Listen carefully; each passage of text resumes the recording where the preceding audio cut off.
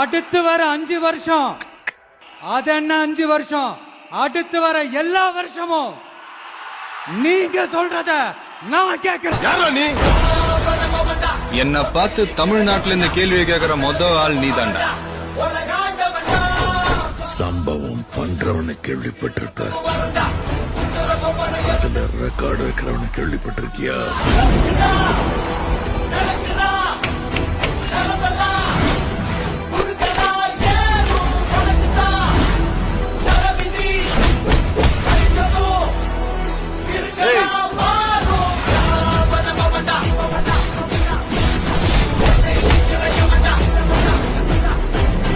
விட்டா சிஎம் ஆயிடுவா போல இருக்க.